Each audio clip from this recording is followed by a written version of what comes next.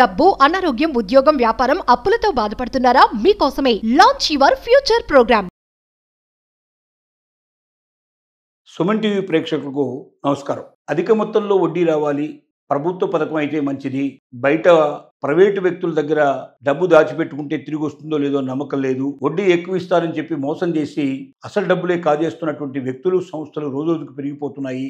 ఇలాంటి గందరగోళమైన పరిస్థితుల్లో మా డబ్బు ఎక్కడ పెట్టుబడి పెట్టాలి, ఎక్కడ మనకు అత్యధికంగా వడ్డీ వస్తుంది అని ఆలోచించే ప్రతి ఒక్కరికి పోస్ట్ ఆఫీస్ దారే కనబడుతుంది. పోస్ట్ ఆఫీసులు అనేవి ప్రతి పల్లెటూరులో కూడా ఉంటాయి. అది బ్యాంకులు అయితే కొద్దిగా పట్టణాల్లో ఎక్కువ కనబడతాయి, మనకు పల్లెల్లో ఉండేవి చాలా తక్కువ ఉంటాయి. కానీ పోస్ట్ ఆఫీస్ దాదాపుగా 2000-3000 జనాభా ఉండే ప్రతి పల్లెటూరులో కూడా మనకు పోస్ట్ ఆఫీస్ కనబడుతుంది. ఆ పోస్ట్ ఆఫీసులు ఇప్పుడు ఒక రకంగా బ్యాంకుల్లా కూడా మార్చేశారు. అంటే పోస్ట్ ఆఫీసులు, బ్యాంకులో మనం ఏం చేస్తాం, ఏదైనా మన దగ్గర డబ్బు ఉన్నప్పుడు బ్యాంకులో కట్టుకుంటాం, మనకు మళ్ళీ అవసరమైనప్పుడు డబ్బు తీసుకుంటాం, అలాగే డబ్బు ఎక్కడికైనా కావాలంటే ట్రాన్స్ఫర్ చేస్తాం, లేదా ఎక్కడి నుంచి అయినా తెప్పించుకుంటాం. ఇలా బ్యాంకులో ఎన్ని ట్రాన్సాక్షన్స్ అయితే చేయొచ్చో పోస్ట్ ఆఫీసుల్లో కూడా అన్ని ట్రాన్సాక్షన్స్ చేసే అవకాశం కలుగుతోంది. ఆధునికమైన పోస్ట్ ఆఫీసుల్లో అన్ని అవకాశాలు కల్పిస్తున్నారు. కంప్యూటర్ల ద్వారా, ఆధునిక యంత్రాల ద్వారా మొత్తం బ్యాంకులో ఉండే ట్రాన్సాక్షన్స్ అన్నీ కూడా పోస్ట్ ఆఫీసుల్లో కూడా చేస్తున్నారు. అంటే ఒక రకంగా చెప్పాలంటే పోస్ట్ ఆఫీసులు నవీనమైనటువంటి బ్యాంకుల కింద మారిపోయినాయి అని చెప్పొచ్చు. అలాగే గతంలో మనం ఏంటంటే అంతా మనం హ్యాండ్ వర్క్లోనే ఎక్కువగా జరిగేవి. అంటే మనకి ఏదైనా డబ్బులు కావాలంటే ఒక ఫామ్ తీసుకొని ఫామ్ అంతా నింపేసేసి దాని లోపల మనం సంతకాలు పెట్టి ఎంత డబ్బు కావాలో దానికి ఇచ్చి మనం తీసేసి అలా చేస్తే దాన్ని మళ్ళీ బ్యాంకు వాళ్ళు దాంట్లో ఎంటర్ చేసుకొని ఇచ్చేందుకు చాలా టైం పట్టేది. ఇప్పుడు అలా కాకుండా ఆన్లైన్లోనే ట్రాన్సాక్షన్ చేసుకునే అవకాశం కల్పిస్తున్నారు. మనం ఇంటి దగ్గర నుంచి కూడా పోస్ట్ ఆఫీస్లో డబ్బుల్ని తీసుకోవడం కానీ, వేయడం కానీ, ఫార్వర్డ్ చేయడం కానీ, ఇంకా ఎవరికైనా కావాలంటే ట్రాన్స్ఫర్ చేయడం కానీ, ఇలాంటివన్నీ బ్యాంకులో ఉండే ఫెసిలిటీస్ అన్నీ కూడా పోస్ట్ ఆఫీసులో కలుగజేస్తున్నారు. అంటే ఒక రకంగా చెప్పాలంటే పోస్ట్ ఆఫీసు బ్యాంకు లాగానే, బ్యాంకుకు ప్రతిరూపంగానే మారింది. అయితే పోస్ట్ ఆఫీసులో ఏమిటంటే బ్యాంకులకి పోస్ట్ ఆఫీసుకు తేడా ఏమిటంటే బ్యాంకులు అనేవి కమర్షియల్గా ఉంటాయి ఎక్కువ. అంటే ప్రతి ఒక్కటి మనం ఏదైనా మనం అక్కడ అకౌంట్ ఓపెన్ చేసే దగ్గర నుంచి మొదలు పెడితే కనీసం 10,000 రూపాయలు మినిమంగా ఉండేట్టుగా, 5,000 రూపాయలు ఉండేట్టుగా, ఈ మధ్య అయితే కొన్ని బ్యాంకులు 25,000, 50,000 రూపాయలు మినిమం అకౌంట్లో ఉంటే తప్ప మినిమం బ్యాలెన్స్ లేకుండా అకౌంట్ ఓపెన్ చేయడానికి వీల్లేదని చెప్పి మనకు కస్టమర్స్ని బెదిరిస్తున్నాయి, భయపెడుతున్నాయి. ఒకవేళ ఎక్కడైనా డబ్బు తగ్గిపోతే వెంటనే 500 నుంచి 1000, 2,000, 5,000 రూపాయలు కూడా పెనాల్టీ వేసేస్తున్నాయి మన మీద. అంటే ఏమీ వాడకుండానే, బ్యాంకు సర్వీస్ మనం ఏం తీసుకోకుండానే బ్యాంకులో మనం డిపాజిట్ అంటే మన అకౌంట్లో మినిమం అమౌంట్ బ్యాలెన్స్ ఉండాల్సింది లేదు అన్నట్టు వంకతోటి మన మీద వేల కొద్ది రూపాయలు వసూలు చేయడానికి సిద్ధపడుతున్నాయి. ఇలాంటి పరిస్థితుల్లో ఒక 100 రూపాయలతో మనం అకౌంట్ ఓపెన్ చేసుకోవడానికి వీలుగా ఉండేట్టుగా పోస్ట్ ఆఫీసుల లోపల మంచి సదుపాయాలు వచ్చాయి. మీరు అకౌంట్ 100 రూపాయలతో ఓపెన్ చేయొచ్చు. ఎప్పుడు 100 రూపాయల బ్యాలెన్స్ మినిమం ఉంచినా సరిపోతుంది. ఆ బ్యాలెన్స్ లేకపోయినా మీకు ఒక్క పైసా కూడా మీకు ఏ రకమైన పెనాల్టీలు పడవు. ఇంత చక్కగా వచ్చాయి.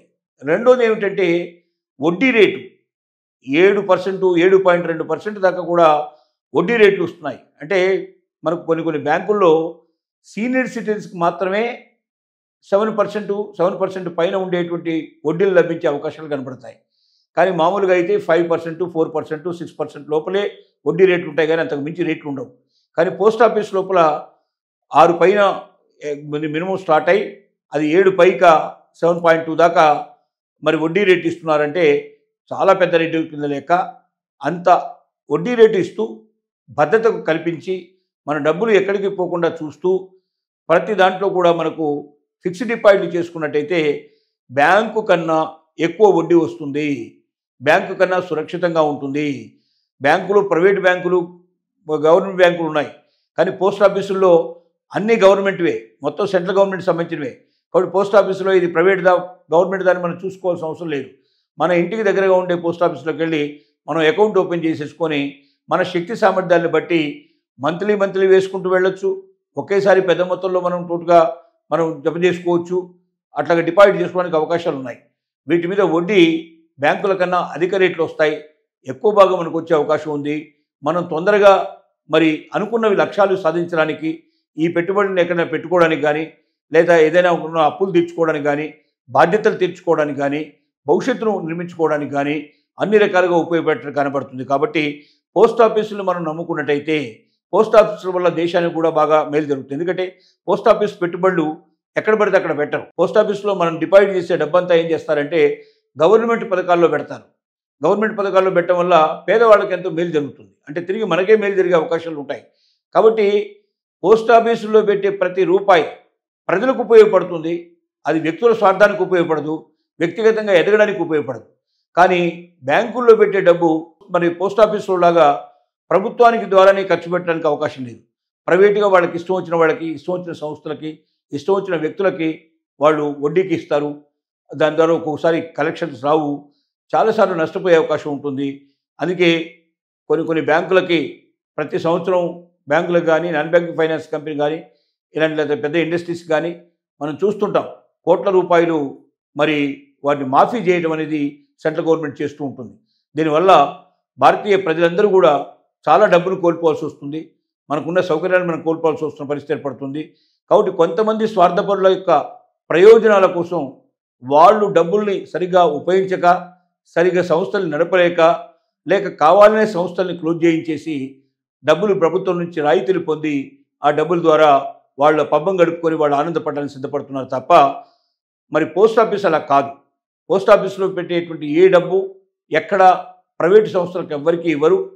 ప్రభుత్వ రంగ పథకాల్లోనే ఉపయోగిస్తారు. ప్రభుత్వ రంగ పథకం అంటే ఆ ప్రభుత్వం ద్వారా వచ్చేటువంటి మేలంతా కూడా మనకే చెందే అవకాశం ఉంటుంది, లేదా భారతీయ ప్రజలకు ఎవరికో ఒకరు చెందుతుంది. కాబట్టి మన దేశం బాగుపడడానికి, మన దేశ సంపద పెరగడానికి, మన దేశంలో మరి రహదారులు బాగుపడడానికి, మన దేశం లోపల పరిశ్రమలు నెలకొల్పుకోవడానికి, మనకు ఇంకా గొప్ప గొప్ప సంతోషాలని, ఆనందాన్ని కలుగజేస్తూ సౌకర్యాలు అభివృద్ధి పరచడానికి మరి పోస్ట్ ఆఫీస్ ఉపయోగపడుతుంది. కాబట్టి బయట ఎక్కడో పెట్టుకునే బదులుగా పోస్ట్ ఆఫీసులో డిపాజిట్ చేసుకున్నట్టయితే మంచి వడ్డీ వస్తుంది, ఎక్కువగా మనకు లాభాలు సంపాదించే అవకాశాలు ఉన్నాయి. మనకు ఒకవేళ మధ్యలో కావాలంటే కూడా తీసుకొని మనం ఉపయోగించుకునే అవకాశం ఉంది. కొంచెం చిన్న నష్టంతో బయటపడవచ్చు. కాబట్టి మన డబ్బు ఎప్పుడు కూడా ప్రభుత్వం దగ్గర భద్రతగా ఉంటుంది. కాబట్టి మనం గుండెల మీద చేసుకొని నిద్రపోవచ్చని మనం తెలియజేస్తున్నాం.